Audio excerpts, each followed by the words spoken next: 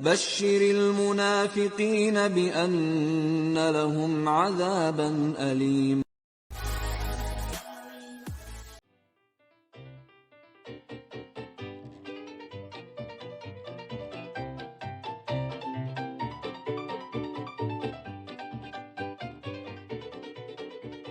Assalamualaikum warahmatullahi wabarakatuh. Alhamdulillah sahabat muslimku semua, kembali kita berjumpa lagi di channel Meluruskan Doktrin. Selawat beriring salam semoga selalu tercurahkan kepada junjungan kita Nabi besar Muhammad sallallahu alaihi wasallam. Sahabatku muslim semuanya, melalui channel Sidodadi Channel saya mengutip percakapan antara Handi Selebes dengan seorang pendeta, di mana pada video itu Handi Selebes dengan sangat tegas mempertanyakan tentang kronologis mulai dari proses kelahiran Yesus sampai dengan nubuat tentang kematian Yesus, lalu siapa yang dikandung oleh Bunda Maria, siapa yang dilahirkan oleh Bunda Maria. Dan di sini sangat kelihatan sekali kalau sang pendeta mutar-mutar atau kelabakan dalam menjawab pertanyaan daripada Bung Handi. Baiklah para sahabatku, silakan kita saksikan bersama-sama dalam video berikut ini. Mudah-mudahan ini menjadi sebuah pelajaran bagi kita bagaimana seorang pendeta menjawab pertanyaan dari seorang muslim. Pak, betul. Ya, posisi Yesus waktu disalib itu dia Tuhan apa manusia biasa, Pak? Saya tanya dulu Anda, apa arti Tuhan menurut saudara? Kok nanya balik sih, Pak? Katanya mau jawab. Nah, biar saya jawab nanti, karena itu bisa lain arti kasusnya. Saya nggak ngerti, Pak, arti kata Tuhan menurut Anda seperti apa, Pak? Kalau menurut Alkitab, Tuhan itu sama dengan Tuan atau Kurios. Oh, iya. Itu gelar. Oh, gelar. Bukan pencipta ya? Kalau sekarang diartikan sebagai pencipta. Kalau di zaman Yesus, Tuhan atau Tuan disebut juga Kurios, itu gelar dan bisa dikenakan kepada manusia yang dianggap dihormati pada masa itu. Terus masa sekarang Tuhan seperti apa? Sekarang kan sudah diartikan Tuhan itu sebagai pencipta. Kalau ada istilah Tuhan berarti dikenakan kepada pencipta, gitu dia. Sekarang mau tanya, jadi benar, Pak. Jadi waktu Yesus disalib, arti Tuhannya belum pencipta. Kan gitu ya, setelah Yesus nggak ada, Tuhan itu bukan jadi pencipta. Gini. Gimana? Saya ceritakan singkat ya. Dulu sebelum menjadi manusia di dalam kekekalan, Yesus itulah pencipta yang pencipta surga dan bumi segala isinya. Atas perintah Bapa. Karena Bapa dalam hal ini adalah misterius. Nggak akan ada satupun yang mengenal siapa Bapa. Yang mungkin yang disebut oleh saudara ini sebagai Allah. Dia menjadikan Yesus. Bisa nggak melebar, Pak? Maksud saya waktu Yesus disalib itu dia Tuhan pencipta apa bukan Tuhan pencipta? Makanya ini harus diceritakan dari awal singkat biar nanti ada paham. Gak usah diceritain langsung aja Bang Logos. Bukan definisi Tuhan. Gini, definisi Tuhan itu harus sama dulu, harus ada ngerti dulu. Biar sebentar. Biar satu. Jadi sekarang Anda tinggal sebentar, Bang Manar. Jadi Anda tinggal jawab aja. Waktu Yesus disalib itu dia posisinya Tuhan pencipta apa bukan Tuhan pencipta, itu aja, Pak. Kalau posisinya waktu disalib manusia, nggak usah dijawab lagi, udah itu manusia. Ya. Jadi bukan Tuhan ya, bukan Tuhan pencipta ya. Bukan posisinya bukan Tuhan pencipta. Karena dia Tuhan pencipta yang sudah menjadi manusia. Ini posisinya harus tahu. Jadi Yesus bukan Tuhan pencipta ya. Tuhan pencipta yang sudah menjadi manusia itu disebut Yesus. Yesus itu yang sudah jadi manusia, itu yang disalibkan. Jadi Yesus bukan Tuhan pencipta apa Tuhan pencipta nih Yesus, Pak? Loh, kan nggak paham nih. Saya jelaskan ya. Yesus itu dengar dulu. Tinggal dijawab, sebelum menjadi ini saya jawab nih. Sebelum menjadi manusia, dia pencipta. Sekarang setelah menjadi manusia murni 100% manusia, itulah yang disalibkan. Kesimpulannya adalah Yesus. Ya kita simpulkan, Pak. Yesus ini Tuhan pencipta apa bukan Tuhan pencipta, Pak? Iya, pada masa kapan Anda mau tanya ini? Waktu disalib? Ya masa sekarang. Waktu disalib dia manusia. Waktu disalib dia manusia, tapi dia juga Tuhan. Saya tanya Tuhan atau apa? Manusia. Manusia ya? Iya, sudah kan? Nah, terus yang menciptakan alam semesta siapa, Pak? Tuhan Yesus. Kapan dia menciptakan, Pak? Sebelum semuanya ada, waktu itu alam kekekalan, kita nggak tahu kapan itu, karena nggak ada. Apakah Yesus menciptakan alam semesta ini dengan sendirinya? Ya, dia menciptakan atas perintah Bapa. Oh, berarti Yesus diperintah, Yesus, lu bikin alam semesta, diperintah oleh Bapa gitu? Iya, karena Bapa yang punya otoritas penuh. Makanya dia jadi mempunyai peranan penting pencipta alam semesta, Bapa apa Yesus? Berdua kerjasama. Iya. Kerjasama. Bapak yang nyuruh dia bisa melakukan. Oke. Baik, nggak apa-apa. Artinya kerjasama ya. Terus ya, ini ada terus Roh Kudus fungsinya apa, Pak? Roh Kudus itu setelah Yesus naik ke surga baru diutus ke bumi. Yang melayang-layang di itu seperti merpati siapa itu, Pak? Seperti ya, ingat ya, seperti. Dia hanya Allah menunjukkan supaya manusia bisa melihat keberadaan itu, dia bentuk.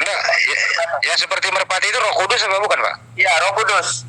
Nah, waktu penciptaan semesta itu Roh Kudus sudah ada apa belum, Pak? Ya, itu kan roh dari Bapa itu. Roh Bapa juga? Iya. Jadi kerjasama tiga ini, Pak, kerjasama tim tiga. Ingat ya, yang mengerjakan itu perintah Bapa. Roh Tuhan Yesus yang mengerjakan. Kira-kira ada ayatnya nggak, Pak?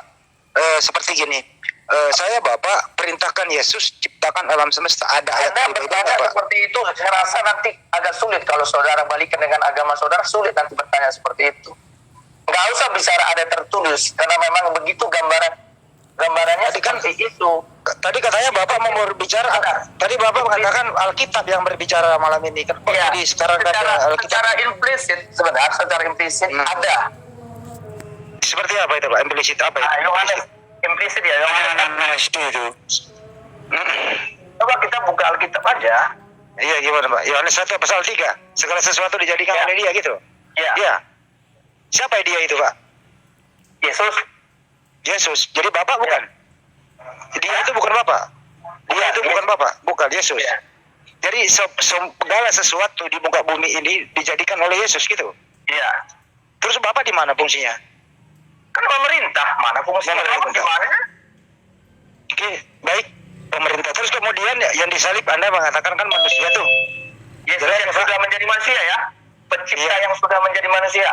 Iya, pencipta menjadi manusia. Siapa yang menjadikan Yesus menjadi manusia, Pak? Siapa yang menjadikan?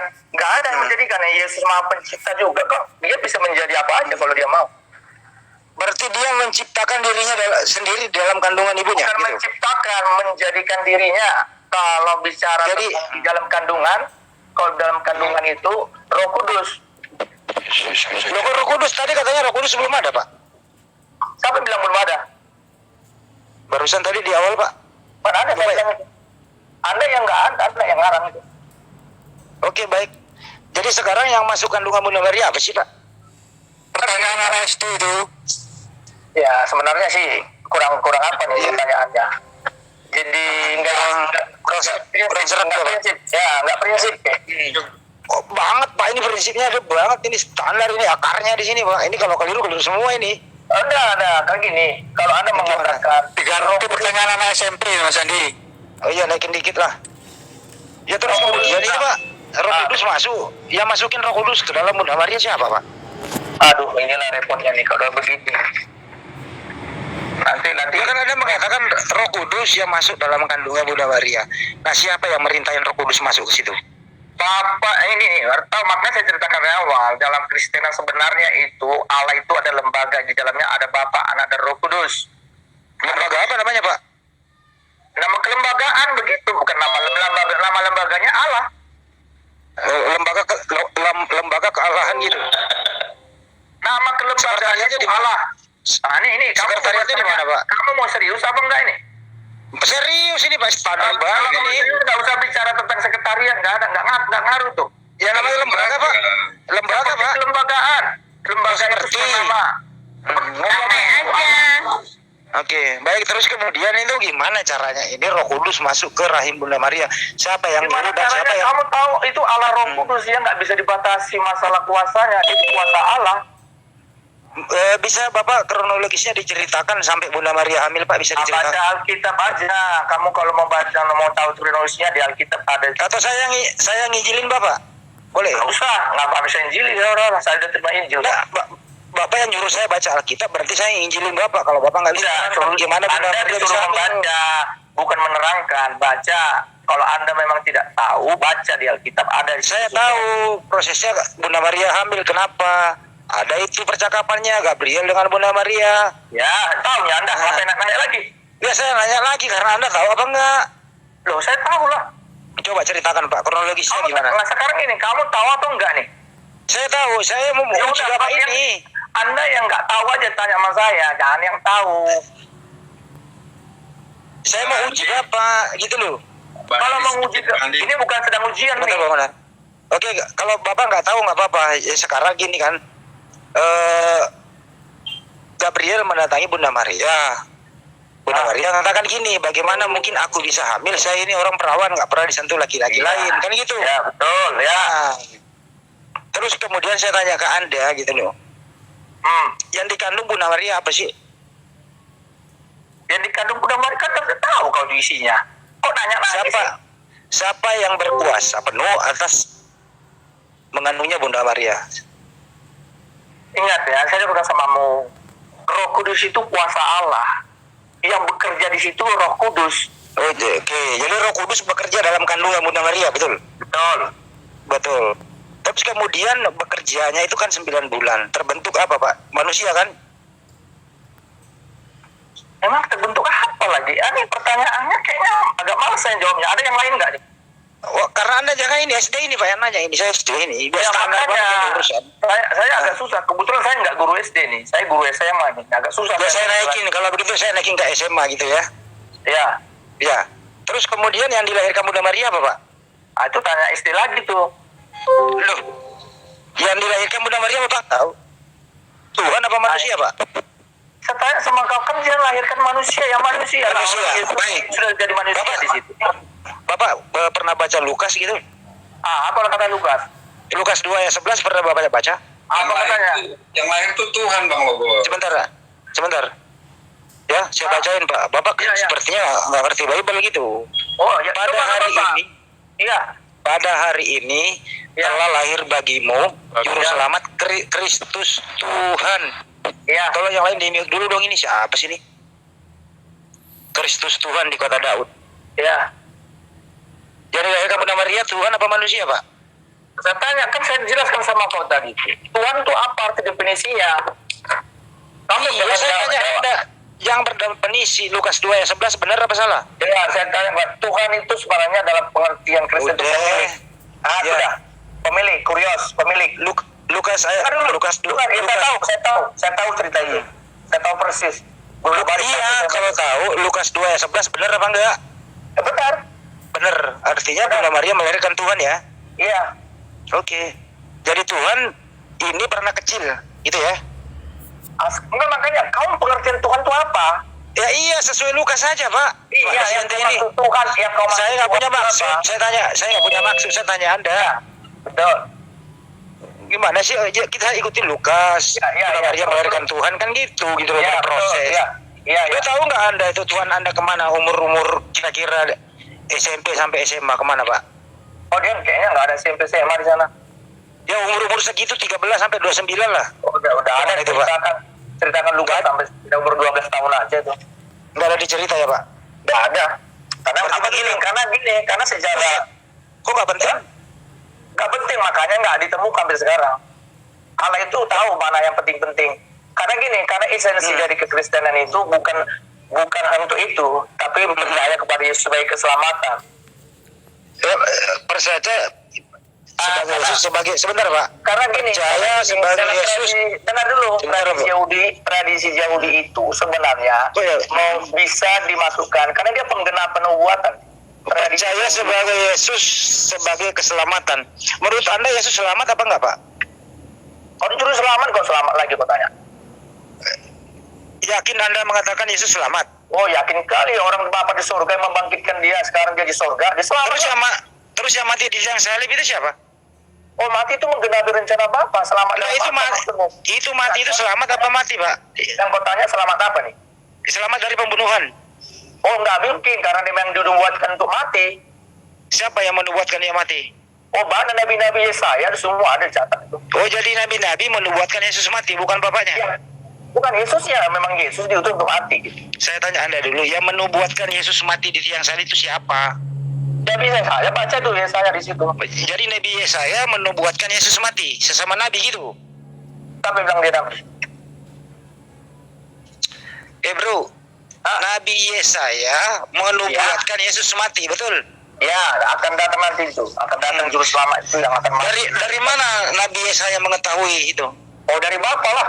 Dari Bapa. Artinya Bapa yang menyuruh Yesaya, "Hoi Yesaya, nubuatkan nubuatkan. Yesus." Dengerin dulu. "Hai Yesaya, nubuatkan Yesus mati di tiang salib." Betul? Ya, bukan mati di salib. Ada ayat Mati lah. di salib matinya, Pak. Masa di mall, gimana sih Anda ini? Oh, masalah gitu nanti itu perjalanan waktu karena dia memang harus mati secara yang mengerikan gitu. Dan salah satu cara yang mengerikan pada zaman itu, pada zaman Yesus itu, cara yang paling mati, mengerikan, memalukan, menghinakan kali itu memang salib. Dan kita rekonstruksi dulu Pak ini ya. Kita rekonstruksi dulu biar tercerahkan umat ini. Ya, Bapak menyuruh Yesaya menubuatkan bahwa Yesaya kau nubuatkan Yesus nanti mati di tiang salib, betul? Ya, nggak ada di tiang salib dibilang. Di mana Pak? Emang Yesus matinya di mana? Dibilang hanya mati terbantai. Mati terbantai. Kematiannya itu nggak normal lah kalau kita pengertian kita sekarang Berarti saya nggak tahu nanti nubuatan ini matinya di mana. Apakah di tiang salib? Apakah di mana? Nggak diceritakan secara. Terus siapa yang memilih salib Pak? Oh, yang memilih salib itu orang Yunani karena dianggap Yesus itu sebagai provokator, tanda kutip, pembuat rusuh. Dianggap dituduhkan oleh para imam-imam, para orang ahli Taurat sebagai perusuh. Terus tuduhan mereka terbukti apa enggak Pak tuh?